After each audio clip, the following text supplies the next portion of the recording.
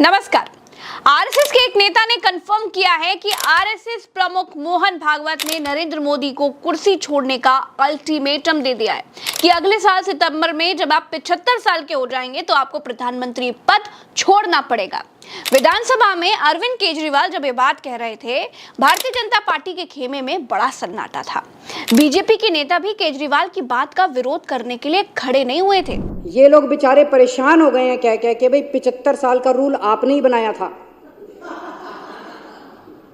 मेरे को कल एक आरएसएस के बहुत सीनियर नेता मिले, उन्होंने बताया, बोले जी आरएसएस ने अल्टीमेटम दे दिया है कि भाई 75 साल का रूल तो लागू होगा।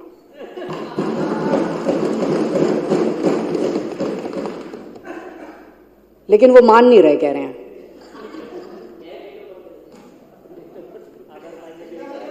सत्ता छोड़नी बहुत मुश्किल है, सत्ता कुर्सी छोड़नी बहुत मुश्किल। एक मिनट, वो बोलने के लिए ललचा रहे हैं, मेरे बाद बोलने ना। सत्ता छोड़नी अध्यक्ष महोदय बहुत मुश्किल है,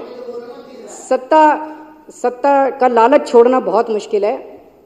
खुद ही रूल बनाया, उस रूल के तहत सबसे पहले आडवाणी जी का इस्तीफा लिया, मुरली मनोहर जोशी जी का इस्तीफा लिया, सुमित्रा महाजन जी का इस्तीफा लिया, बीसी खंडूरी जी का इस्तीफा लिया। मोदी को अगर गद्दी से हटाया गया तो बीजेपी के भीतर बगावत हो जाएगी, हालात बेकाबू हो जाएंगे। ऐसा कुछ नहीं है। 99% बीजेपी के नेता ना मन ही मन ये बात मान रहे थे कि 75 साल होने के बाद नरेंद्र मोदी पद से हटाए जाएंगे। उनके 75 साल होने का इंतजार कर रहे हैं। केजरीवाल सदन में बोल रहे थे। ये उम्मीद की जाती है कि सदन में खड़े होकर के सदस्य झूठ तो नहीं बोलेगा। अरविंद केजरीवाल ही वो आदमी है जिन्होंने ये कहा था कि 2024 का चुनाव जीतते ही मोदी शाह सबसे पहले योगी आदित्यनाथ को उत्तर प्रदेश से हटाएंगे। हाल क्या हुआ? मोदी शाह योगी को हटाने के लायक रहे नहीं। उत्तर प्रदेश में तो सूपड़ा साफ हो गया। अब मोदी का प्लान बी शाह को प्रधानमंत्री की गद्दी पर बिठाने का है। केजरीवाल इस बात को कहकर सनसनी मचा चुके हैं। देखिए, एक बात तो तय है कि इस बारे में मैं अरविंद केजरीवाल को झूठ नहीं कहूंगा, क्योंकि अरविंद केजरीवाल जी के संघ के साथ बहुत अच्छे संबंध है।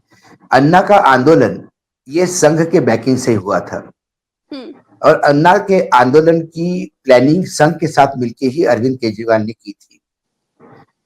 अन्ना को केजरीवाल जी के साथ संघ ने ही इंट्रोड्यूस किया था।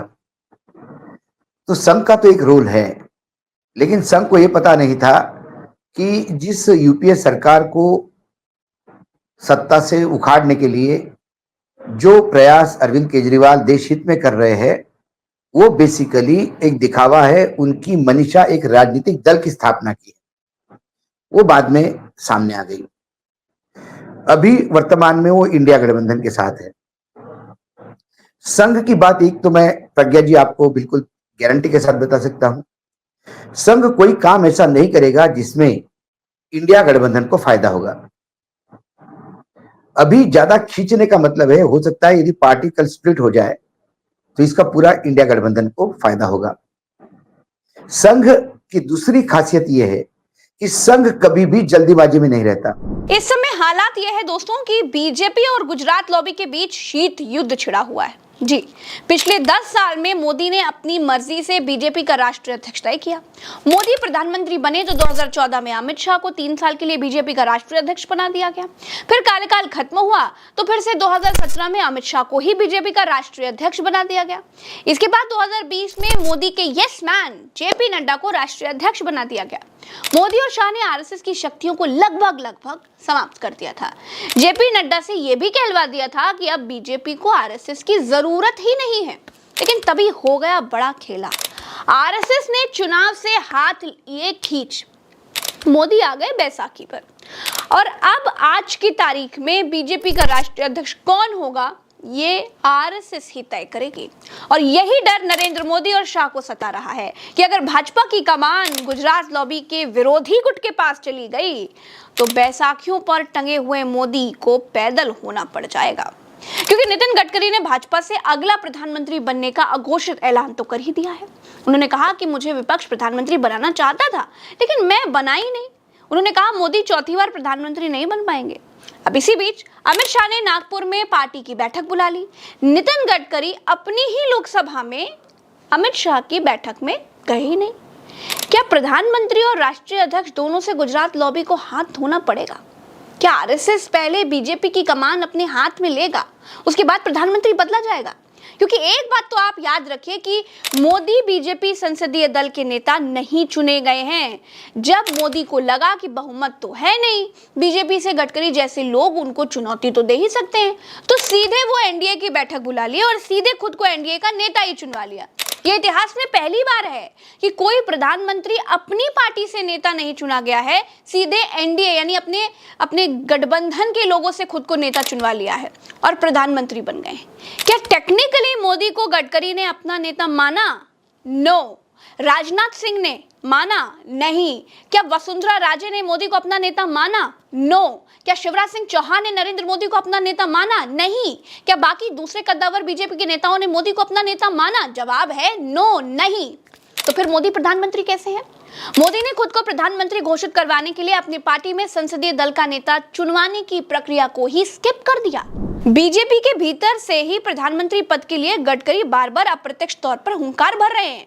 महीनों से बीजेपी के राष्ट्रीय अध्यक्ष का पद खाली पड़ा हुआ है। दुनिया की सबसे बड़ी पार्टी को एक राष्ट्रीय अध्यक्ष पद के लायक नेता पूरी बीजेपी में नहीं मिल पा रहा है भाई। है ना हैरान करने वाली बात।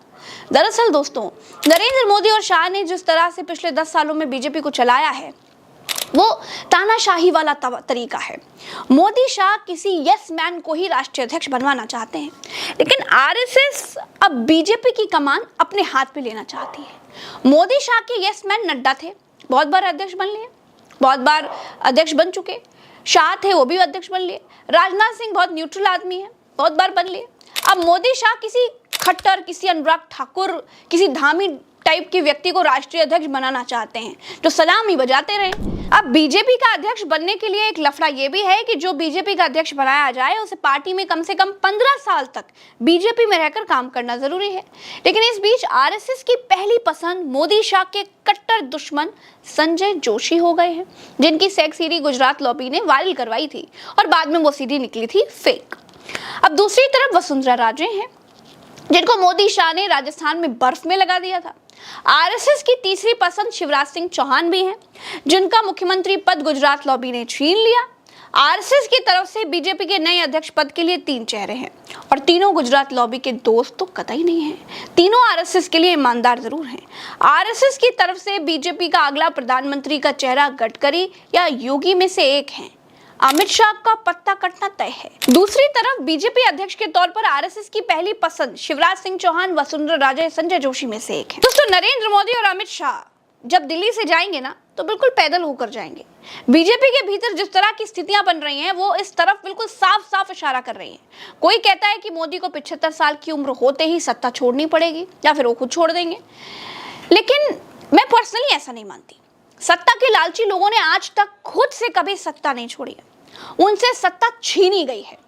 इस वीडियो में इतना ही। आप ही दीजिए मुझे इजाजत, हम फिर मिलेंगे एक नई वीडियो में। राम राम, दुआ सलाम, जय हिंद।